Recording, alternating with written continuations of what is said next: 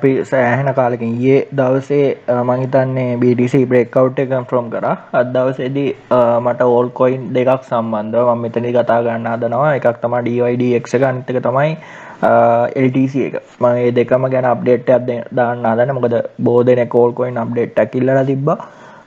ඉතින් මම හිතනවා ඔබලා දන්නවා මේ වෙනකොට නාලිකාවේ මම බොහෝ වෙලාවට ඇනලයිස් එකක් දෙනවා නම් ඒක ස්පොට් සහ ෆියුචර් කියන පාර්ශ්ව දෙකටම වාසිදායක වෙන විදිහ තමයි ඉදිරිපත් කරන්නේ. කෙසේ වෙතත් මේ කරන විශ්ලේෂණ දෙකත් වැඩියෙන් මම බලාපොරොත්තු වෙන මේ ස්පොට් හෝල්ඩර්ස්ලාට වැඩියෙන්ම වාසිදායක වෙන විදිහට. කෙසේ වෙතත් ෆියුචර් කරන අය තේරුම් ගන්න ඕන තමන්ගේ ලිවරේජ් එක මත තමන් කොපමණ ප්‍රමාණයක් මිලදී ගන්නවද නැද්ද කියන එක. ඉතින් තමන්ගේ ෆන්ඩ් එක මත. ඉතින් මේ මතක් කරන ගමන් මම ඇනලයිස් එකට යන්න. ඇත්තම කිව්වොත් එහෙම Dydx බැලුවහම ඔයාලට පේනවා ඇති මේ chart එක ගත්තොත් එහෙම Binance chart එකම දාගමු right මේවා නිකන් sharp පල්ලෙහාට ආපු movement එකක් තමයි තියෙන්නේ. එතකොට මේකේ monthly chart එක ඇත්තටම අපිට බලා ගන්න කිසිම දෙයක් නැහැ. ඒක තමයි අපිට මේකෙන් කියන්න තියෙන්නේ. බලමට අපිට මේ වගේ shape එකක් තමයි තියෙන්නේ. එතකොට weekly chart එකට ආවට පස්සේ weekly chart එකෙත් අපිට එහෙම විශේෂ දෙයක් තියෙනවද නැද්ද කියන එකද අපි අනිවාර්යෙන් බලන්න ඕන. අත වශයෙන්ම කිව්වොත් එහෙම අපිට weekly chart එකට ගියාට පස්සේ පේන ඇති ඉතාමත් පැහැදිලිවම market එක strong demand එකකට ඇවිල්ලා තියෙනවා කියලා. එතකොට මේ demand කියන එක ඔයාලට දැන් අමුතෙන් කතා කරන්න අවශ්‍ය නැහැ. ඒක ඉතාමත් පැහැදිලි point bounce තුනක් සිද්ධ වෙලා තිනවා. මේ තුන්වෙනි bounce එක තමයි සිද්ධ වෙමින් පවතින්නේ.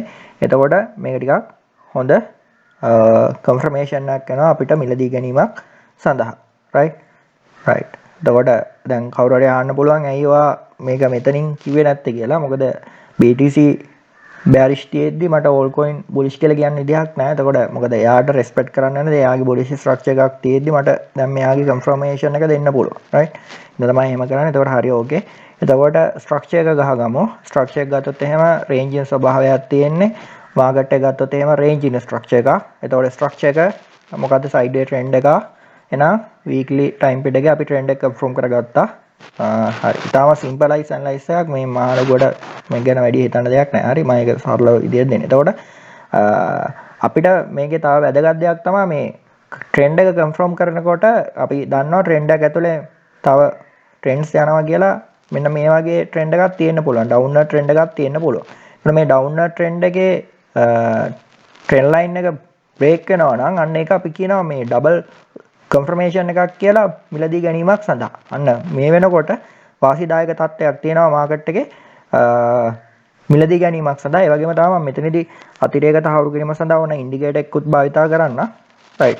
එතකොට ඉන්ඩිකේටර් එක අපිට පේනවා weekly එකේ කොහොමද bullish තත්ත්වයක් තියෙන එක මේක මේ වගේ තත්ත්වයක් තියෙන. එතකොට daily time period එක ගත්තොත් එහෙම daily time period එකේ තවත් පැහැදිලි bullish තත්ත්වයක් තමයි MACD එකේ අපිට ලබා දීලා තියෙන්නේ. right. කෙසේ වෙතත් එය දාගත්ත. එතකොට අපිට පේනවා ඇති මේ short term ඕනනම් trend line එක අඳ ගන්න points ඇත්තටම නැහැ. හැබැයි මේ වගේ අපිට නිර්මාණය කරගන්න පුළුවන්. ඒත් මේකේදී වලට පේනවා ඇති market එකේ මේ වගේ structure එකක් තමයි තියෙන්නේ. එතකොට ඉතාමත් පැහැදිලිව next target එක අපිට පේන්නේ මෙන්න මේ level එකට යන්න පුළුවන් කියලා. ඉතින් මේ level එකට යනවා නම් market එක අත් වශයෙන්ම 100ට විදිහට ගත්තොත් එහෙම 73කින් වගේ යන්න ඕන. හැබැයි මම මෙතනදී මීට වඩා පහසු සහ වැදගත් ආකාරයට මේක කරා. මම මෙතනදී Fibonacci tool එක පාවිච්චි කරන්න. Fibonacci එකෙන්ම ගමු. එතකොට අපිට මේ retracement level ටික දාගන්න පුළුවන්. right. එතකොට ඔයාලට පේනවා ඇති අපි මෙතනදී golden ratio එක ගමු අපේ confirmation එක සඳහා. 0.618 එක main major level එක. එතකොට මම target එකක් විදියට ප්‍රධාන වශයෙන් මේ range එක ඊට පස්සේ 0.382 එක මාක් කරගන්න. එතකොට ඒක තමයි අපිට ඔන්න ඔය fib levels දෙන්නේ market එකේ right. එතකොට හරිය ඕවා තමයි main target විදියට මේකේ තියෙන. එතකොට මම range in market එකක් හින්දා ළඟම තියෙන targets දෙක ගත්තා. එතකොට ඒකේ පළවෙනි target එක මෙන්න මේක විදියටත් දෙවෙනි target එක මෙන්න මේ විදියටත් ඔයාලට ලබා ගැනීමට හැකියාව තියෙනවා. මම හිතනවා මේ පැහැදිලි කියලා. ඊට අමතරව කියන්න අවශ්‍යයි. එතකොට මේ ස්ථානයේ ඉඳලා මිලදී ගැනීමක් කරොත් ඔබට පළවෙනි ටාගට් එක 117කුත් දෙවෙනි ටාගට් එක 143ක් විදිහටත් පෙන්වුම් කරනවා. සමස්ත 143ක මිල ඉහළ යාමක්. ඊටම සරල විශ්ලේෂණයක් කියලා ඔයාලට දැන් මෙතනින් තේරුම් ගන්න පුළුවන් වෙන්න ඕන. ඒ වගේම LTC USDT එකත් පාවිච්චි කරනම් විශ්ලේෂණය තහවුරු කර ගැනීම සඳහා right LTC එක ගත්තොත් එහෙම පේනවා ඇති මේ වෙනකොට monthly time period එකට ගියාට පස්සේ මාකට් එකේ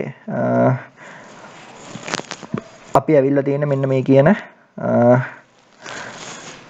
demand එකක් වෙත right මෙන්න මේ කියන demand එක ගන්න මෙතන මේක bounce වෙලා තියෙනවා කෙසේ වෙතත් අපිට මෙතනදී මහා ලොකු confirmation එක නම් මම මේකේ මේ තියෙන level එක දාගන්නම් මොකද මේක මට වැදගත් හින්දා ඊළඟ target එක confirm කරගන්න weekly chart එකට ගියාට පස්සේ weekly chart එකේ තමත් පැහැදිලිව පේනවා ඇති මෙන්න මේ තියෙන strong key level එක මේ point එක මෙන්න මේක මේ වෙද්දි break වෙලා retest වෙලා තියෙනවා කියලා. ඒක තමයි මෙයා මේ retest කරලා තියෙන්නේ. එතකොට ඊටමත් පැහැදිලි green candle ටිකක් ඒ වගේම තමයි මෙන්න මේ level එක දැන් break වෙලා තියෙනවා. ඒ කියන්නේ ඊළඟ target එක නැත්තම් ඊළඟ resistance area එක තියෙන්නේ මෙන්න මේ point එක. මෙන්න මේ ස්ථානේ ඉඳලා මෙන්න මේ ස්ථානය දක්වා. එතකොට ඊටමත් පැහැදිලි structure එකක්. මම මේක සරලව කරන්නේ ටිකක් long term එන්න ඕනේ නේද මේ තේරෙන විදිහට කරන්නේ right. එතකොට පේනවා ඇති ඊටමත් පැහැදිලිව breakout එකක් දීලා තියෙනවා. ඊට අමතරව මේ ස්ථානයේ ඉඳලා මේ ස්ථානය දක්වා මිලිහල යාම 120කින් පමණ අපේක්ෂා කිරීමට හැකියාව තියෙනවා. මේක තමයි මට ඔබලාට දෙන්න පුළුවන් පළවෙනි ටාගට් එක. මෙන්න ඊට පස්සේ අපි බලමු මේ ටාගට් එක බ්‍රේක් වුණාට පස්සේ ඊළඟ ටාගට් එකට මොන ආකාරයකද වෙන්න පොළ උච්චාවචනයේ විය හැක්කේ කියලා. මම හිතන්නේ තාම සරල සප්ලයි සහ ඩිමාන්ඩ් පමණක් භාවිතා කරපු විශ්ලේෂණයක්.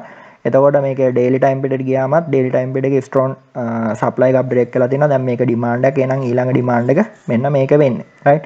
එතකොට හවරි chart එකත් එහෙමම තමයි.